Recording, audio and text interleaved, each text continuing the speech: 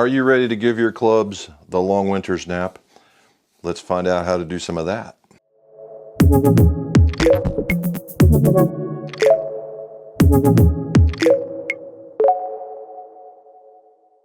Welcome back to the McGolf Shop, and this is Jim McCleary in the McGolf Shop. This was one I could do in either the fitting room or in the shop, but since we're dealing with the golf clubs, I decided to do it here.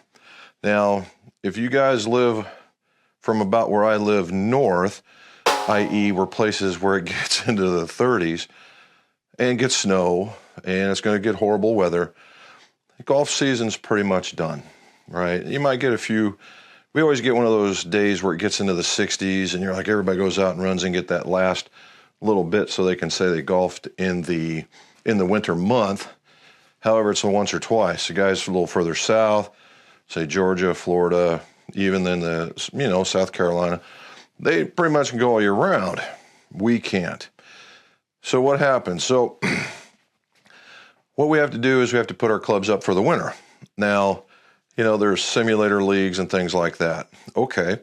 However, this is about the time you probably want to take a look at your clubs anyway, because you've probably been using your clubs all year long. You really just like, hey, let's go hit some balls. And now it's time to take an inventory of your stuff to see if you're ready for let's say the winter season, or for going into the next season. And that's what we're going to talk about today, right? Getting the bag ready. So we're going to use my bag, right? My bag as an example. And because I've been golfing all year and I've been keeping it up to date, I don't know. But anyway, we're going to do a little bit by little bit. So number one, head covers, okay? Head covers. You want to go through all your head covers. If has your bag fallen over? Do you use head covers, right? And if you don't use head covers, then check your woods because they're going to have bag wear all over them, right? You might want to clean that up a little bit. But check your head covers because the whole idea of these guys is to provide protection for the woods. You've paid hundreds of dollars for these things, and these little bitty gizmos right here, I tell you what, they're worth their weight in gold. So, and to kind of give you an idea. So we're going to take all the head covers off. This one's a new one, the super hybrid one. That one's new. So no tears, no discoloration, no flaring, no fraying of the stuff. All good. Now, here's one the longest club I've had in my bag. Now, if you look, that's pretty decent. But if you get into here, you can see, look, there's pock holes. I've got a ton of them. I've got 1, 2, 3, 4, 5. Here's a tear, and it's starting to come loose right there. Now, is it hurting the durability? Probably not, but I've got a couple of holes right in there. Now, that's going to start concerning me if it starts getting bigger, and I'd be looking for maybe a custom one after that. The bag's getting heavy one way. Okay, got an Apex head cover. It's brand new. No fraying, no holes, no tears, no nothing. Now, the last one that I've had in the bag for quite some time is the putter cover. I'm a big fan of a putter cover, okay? I had this one made for me, and if you're interested in something like this, I can actually get these. But little Velcro in the back slides off. This guy has been around for longer than the Apex or my Epic, and it's staying in pretty good shape. It's very, very soft. All right, very, very soft. Has a lot of protection in it. It's made by AME or AM and E, and they do a pretty good job. Goes to cover my putter. All right. Since we've gotten through the inspection of the head covers, because the head covers just protect an investment, right? That's what you want to go with. The next one is your towel. We're just basically dissecting the bag. The towel, right? You want to make sure, basically go throw it in the laundry. Now, if you have a microfiber towel like I do, throwing it in there's certain ways to wash microfiber. And this one, you don't want one that has a whole bunch of perfumes and things on it because it's a chemical that will cover this and will cause it not to do what it's supposed to do, i.e. soak up, clean up, that kind of thing. So you want to, I use anything that says oxy in it, and then you wash it in hot, and then you let it dry, right? And then that way the microfiber stays a microfiber. I learned that one from doing detailing. All right, so then what we do is we start taking the bag apart. We've got the woods out, we've got the hybrids out, and so we go back to taking the clubs apart. Now, number one, are we looking at any deep scratches, anything that might look like a crack, anything you're like, wow, did it really perform like it did? I'm looking at when we do the shafts, do we, the typical bag wear, something that could cause the equipment to fail the next time that it goes out. That's what we're looking for on this one. And then last but not least, we're looking at the grip. We're looking at the grip for grip wear, that thumb print, or where you grip it underhanded or something along that lines. A tear, the alligator skin, because it's been on there for so long. I call it alligator skin because what it does, it looks like scales because it's cracking so much. If you're seeing out of that, change the grip. You'll love it after that. Much like if you look at, this is a hybrid and I haven't changed this one, so this one's due. If you look and you see right there, I'm starting to get a wear mark. See where it goes from pattern to not pattern? And that's where that's where my thumb goes. Or that's where goes the thumb for the bottom hand. That's where that one goes, and that's what I'm looking for. So that's going to be a grip to change. All right. Go through all of them, particularly the graphite. The graphite's going to be more susceptible to bag wear, and that's going to happen down here. It's going to look like removed paint, but if you run your hand over it, you'll feel an indentation in it. That's not good. You're going to want to change that, okay? Now, we go through the irons. The big thing with irons is there's twofold. When you go and play on golf courses, they tend to use fertilizer. Fertilizer is either very basic or very acidic depending on the makeup of your ground. In either case, what it does, if it gets on your clubs, it can cause pock marks, right? Pock marks. Have you ever seen little rust marks? Typically, it's probably from getting into the fertilizer. And you just need to get it off. Chances are if you just wipe, you brush it off, and we'll go through that here in a second. If you brush it off, then you cover with some wax, chances are it won't come back. All right, so you go through the same thing. Check ferrules, make sure they're not cracked or sliding. You actually want to take a look. If you're out here like this, and you go, okay, I've got my grip on, does the grip look aligned? Is my head twisted? Do I have a dent in the shaft? How many guys got mad? Whack over the thing, particularly with the grip, and there might be a dent in the shaft, right? If you get a dent in the shaft, that just means you're at a prelude to failure. You might want to look at getting that fixed, right? You're also looking here, can you get bag wear on clubs? Yeah. However, on shafts, on steel shafts, you're going to get, and particularly ones that, this is kind of a different coating, but the chrome coating, look at it just like on a car bumper. If you start seeing pock marks, you're going to want to scrub that down, want to cover it with wax or something, because it means that it's cracked and it's rusting through. We don't want that, right? Because all these things mean for something that's imminent failure. Is it going to be like right this very second? For a pock mark, no, but it's just telling you that's what's coming. And then what we're going to talk about is things that once you're done with this, where all these clubs have got to go in order to help minimize all that kind of stuff. So let's keep going.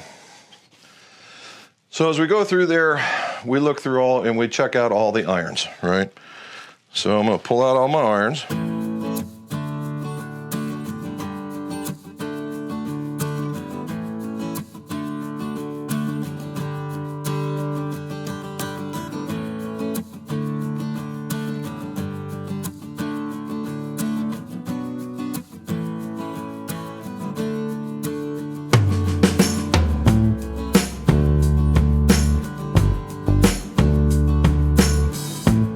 Now that we've got the bag all cleaned out, the one thing a lot of people forget, what a lot of people forget is this is a tool too. right? And just think about all the times that you've grabbed your clubs and they're full of crud and you just shove them back down the bag. So down the bottom of this bag, there's probably a lot of dirt. Maybe, we'll find out. And so cleaning it out is just nothing more than another technique in order to make your stuff last longer. And bags today are pretty tough, but why hurt it, right? Why give it the opportunity to go faster? So how do we get into the bottom? Well, I happen to have a cordless vacuum cleaner, and it has a crevice tool on it. And so I'm going to go into each one of these crevices and I'm just going to move it around and see what kind of crud I get out of it. So let's try that.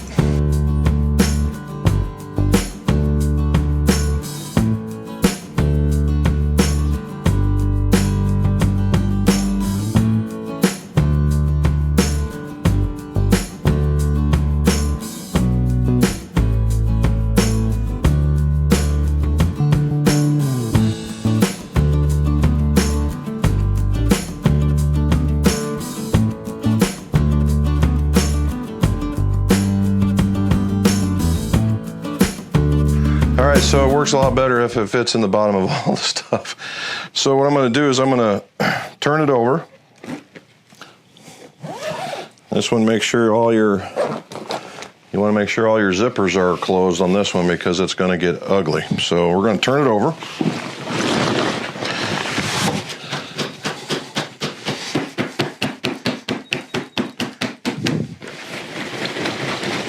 Shake it loose.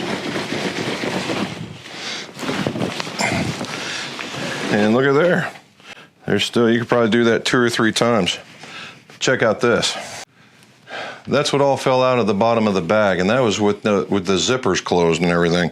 And I imagine if I do that 2 more times, I'm going to get pretty close to the same amount. So shake out your bag. All right, the other part is that you want to go through all the other pockets, okay? You go through all the other pockets, and what you'll be surprised what you can tug out of there. Now, the really cool part about it is how much change. You probably have enough stuff in there to go for a whole nother round's worth of, tea fees or the round of beer for the guys, something. All right, last time I did this and I cleaned it out, I cleaned mine out in the middle of the year. I had almost $10 in quarters. So you can find quite a bit in there. All right, so basically the thing is clean out the bag, right? That's what we want to do. The next thing is cleaning of the bag, right? We want to get in there. Again, this one I've got all I did was get a bag of soapy water, and I used kind of like a dishwashing, and I've got a green scrubby on one side and a sponge on the other, and the idea is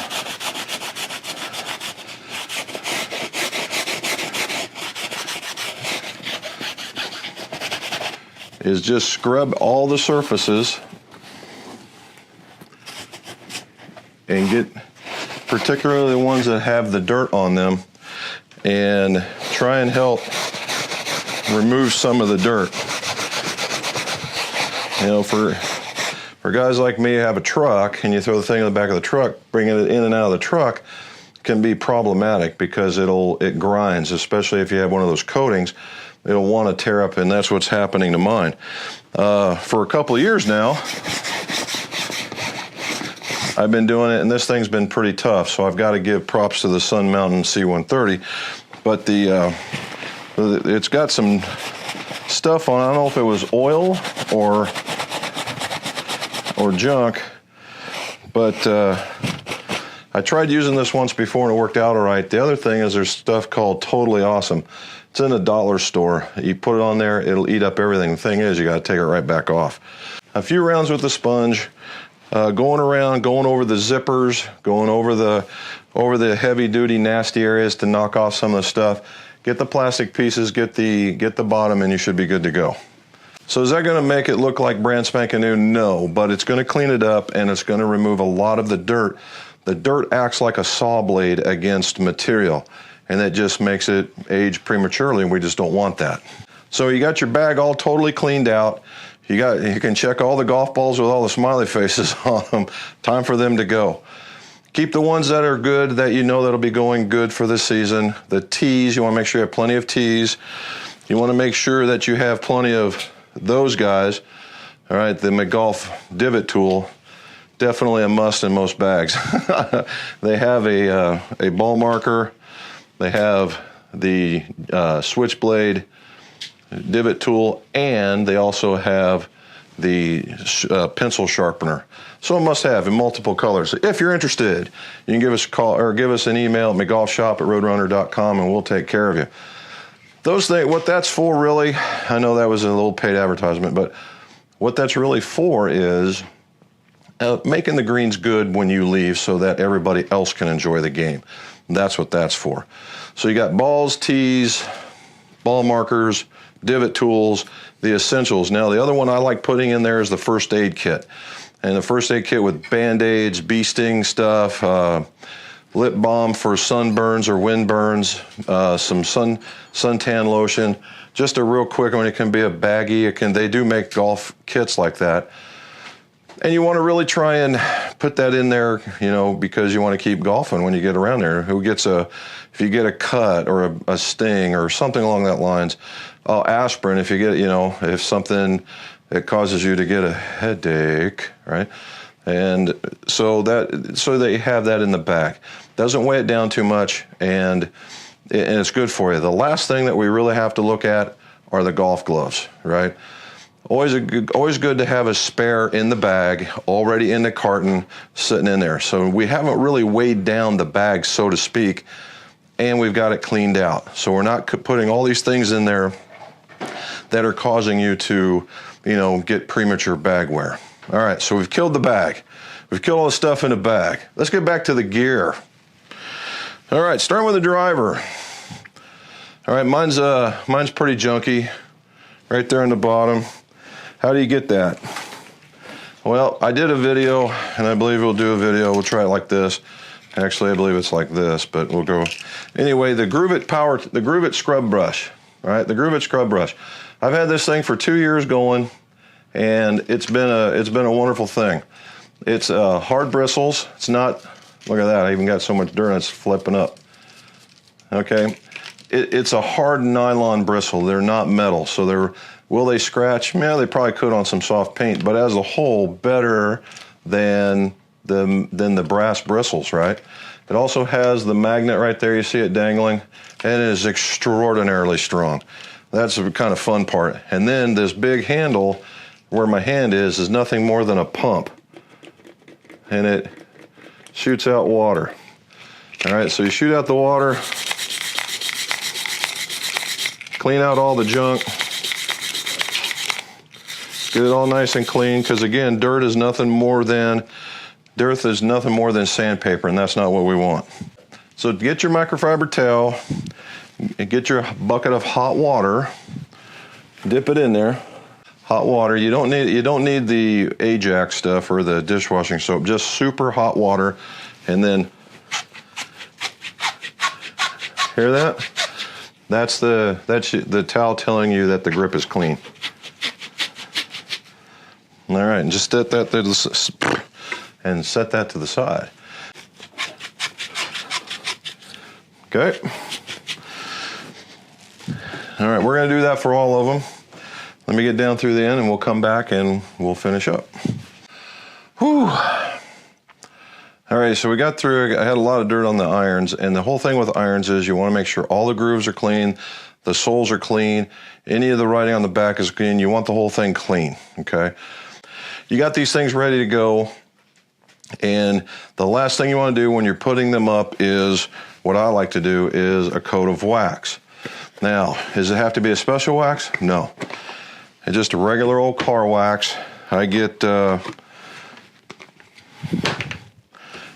turtle shell, just whatever they have, and then I coat everything. And then this particular instance, I do coat the face. I know in the past I tell you not to do that, and that's true. I would not do that, but this is for storage, not for play. And if you really wanted to, you could just wipe it down. But so get all the clubs, nice wax job on them. And what that does is that just seals it, just like waxing your car. Puts a nice good seal on the clubs and keeps them a slight protective barrier, right? And makes it so that the elements, it's harder for the elements to get to them. That's the thing. And of course, some of these will be, one of the things that you can take is you'll take inventory on the clubs that you use a lot. You know, you should see more wear, right? Like 8 irons, 9 irons, wedges, that kind of thing. And you should be able to take inventory on where those marks are. Are they on the toe? Are they in the middle?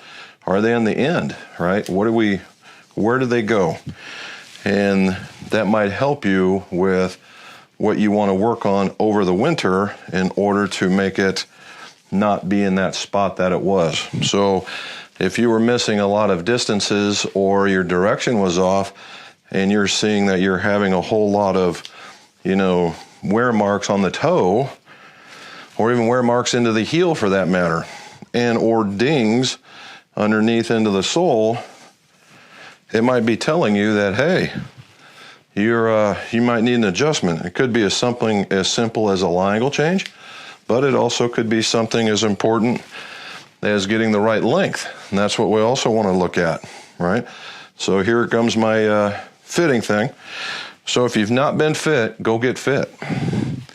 That would also make your clubs last a little longer so that you're not digging, you're not, not throwing them because you're mad because you're not hitting them correctly, that kind of stuff.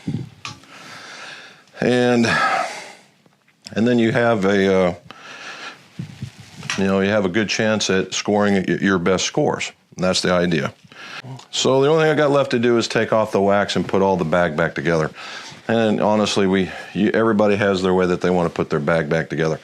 But the idea here was, don't just clean your clubs or just the faces or just the heads, the entire club, all right? The entire club.